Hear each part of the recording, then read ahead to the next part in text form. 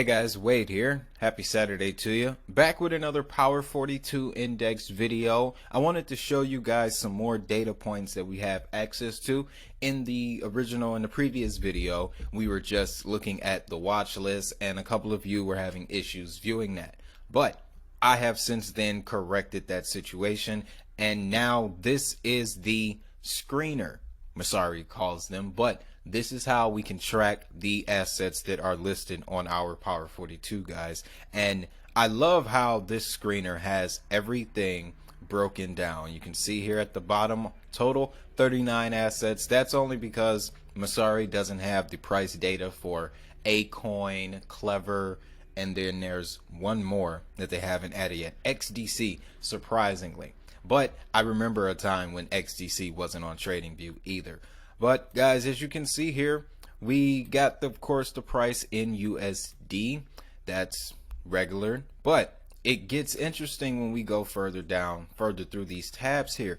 This column is the price of each one of these assets in BTC, guys. Now this, and then next to it is ETH. But what I want to highlight about this price in BTC column is the fact that I see a future where being aware of the denominations of Bitcoin is going to be very relevant. So that's why I'm glad we were able to have this addition here, because, and if you're a trader too, this information is going to be very relevant to you. But what these simply translate into is how much of a Bitcoin you would need to buy these assets. So if you're the type of crypto investor that likes to move your Bitcoin into other assets strictly, and you don't really use stable coins or dollars, got a column for you right there. And then the same philosophy would apply if you're trading out of ETH. So these two columns are very important, guys. You can use this information to tweak your buying strategy in a sense, because you may get more for your Bitcoin than you would for your dollar. Moving forward, we got the change in 1 hour and the 24-hour, of course, 7-day trends, and then here reported market cap for all of these coins. And just like with the watch list, this will adjust over time as these projects, you know, increase in value, start doing more things. You can see we got a heated battle between XRP and Solana when it comes to reported market cap, 28.7 and 27.4 billion. Well, let's see how that turns out. But next column, we got real volume over the 24 hours. So this is what's going to let us know how much money is moving into these assets in a 24-hour period. Also important to know, because if there's any spikes on these numbers, and I'll make a point to do weekly Power 42 videos, guys, because I've been trying to figure out, because, okay, well, I'll just say this. You've probably noticed this too. A lot of crypto content creators, they tend to, after a while, kind of shrink down to only speaking about 1 or 2 or 3 coins.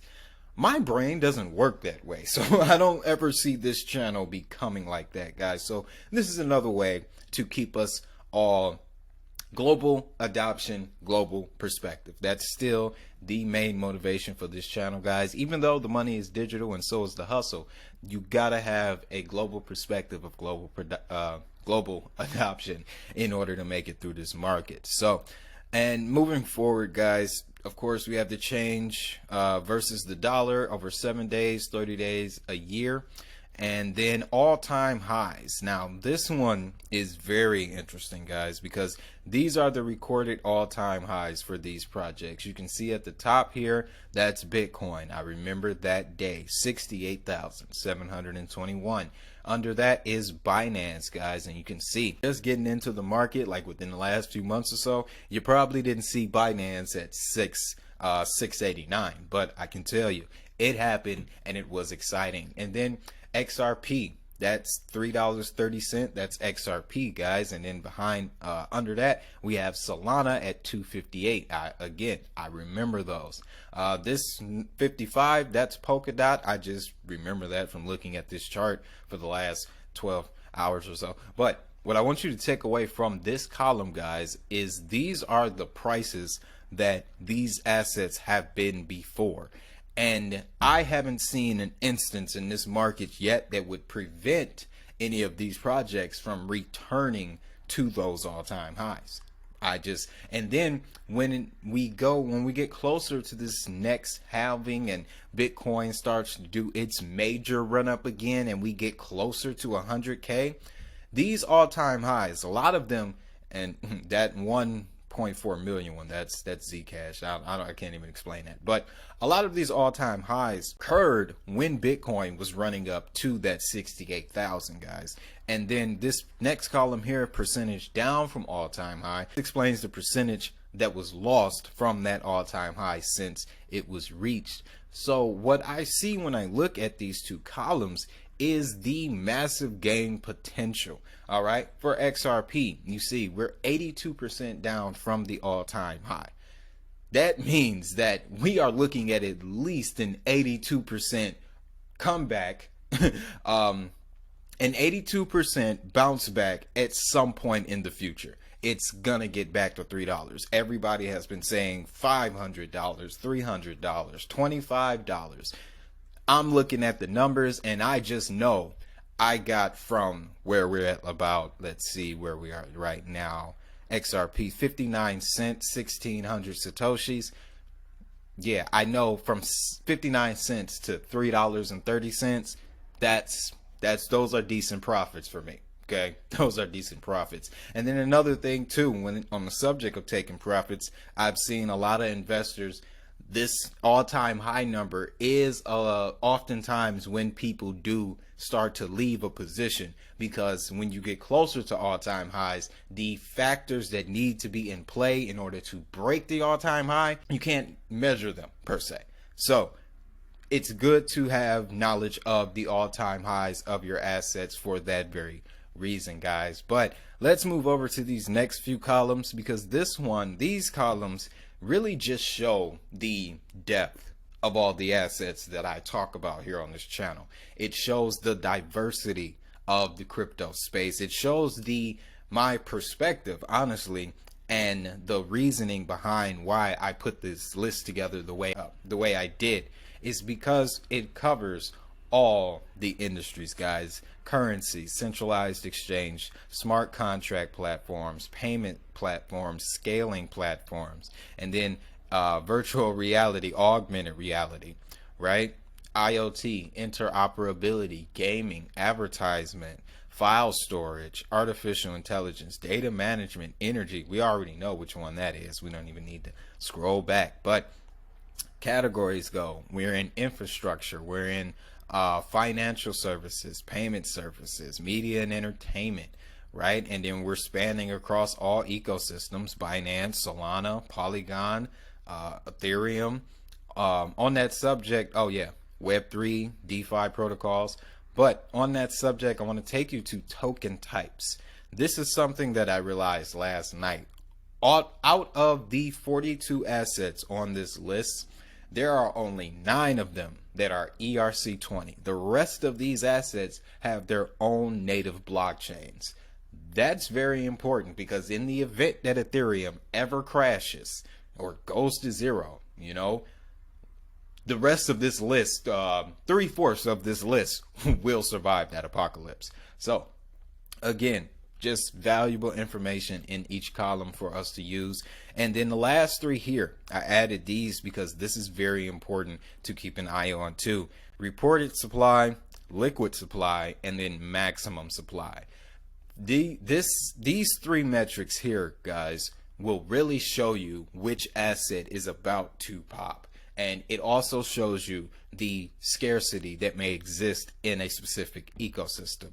For example, we see with Bitcoin, we have reported supply of 19.03 million. That's the supply that you would see listed on a CoinMarketCap, TradingView, Masari, or wherever crypto information is listed at. CoinGecko would be another one.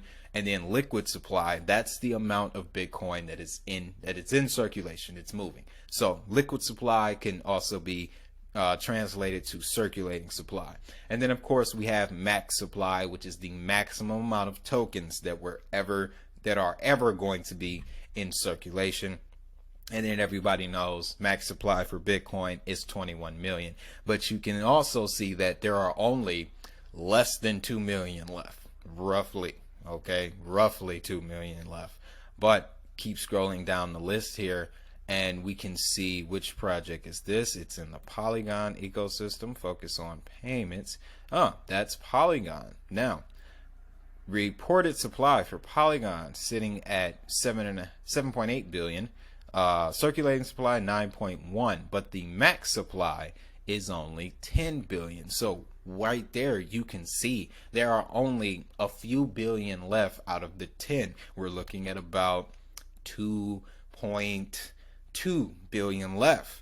Polygon is moving very fast. So what we can see here, just based off those three columns, is that the supply crunch for Polygon is upon us. All right, and with that there could be a major spike in price between now and the next 24 months. Now I do want to know what happens when you guys go and click the link. Let me know what type of functionality you are able to have. If you do need to sign up for a Messari account, I can start working around some things that can get us some deals, maybe, you know, because Messari does have enterprise accounts that allow people to bring their communities onto the platform. So if that's necessary, then we'll definitely take that route. But if not, then we can rock it how it is. I do have another play in motion, if you will, guys. I'm gonna keep it a secret because it's still in development. Been working on it for about 4 or 5 months now. Okay, I'm just gonna leave it at that. But it got reignited when we had troubles with the watch list a couple days ago. So everything happens for a reason. That's why I love this business. With that being said, guys, if you found value in this content, of course, you know what to do. Hit the like, subscribe, ring the notification bell. And now we have a new option. Wait a minute, we have a new option. YouTube has kicked on the thanks button for the channel. So if you guys would like to contribute to the channel more, you can do that by hitting the thanks button. It'll be probably on this side right under this video. But there are different tier options, guys, and what happens when you use the super thanks button, it's similar to a super chat during a live stream. Now you can do it during, you know, any video. And with that, the super thanks comments get highlighted. There comes with cool animations and badges and colors and all types of stuff. And then plus it allows me to see who are some of our top hustlers. Okay, and then with that, guys, we can start bringing in more incentives and we can just build and go from there. So with all that being stated, you know what I'm going to tell you. Have a great day. Have a prosperous day. Most importantly, if that money is digital, so is the hustle. I'll see y'all in the next one.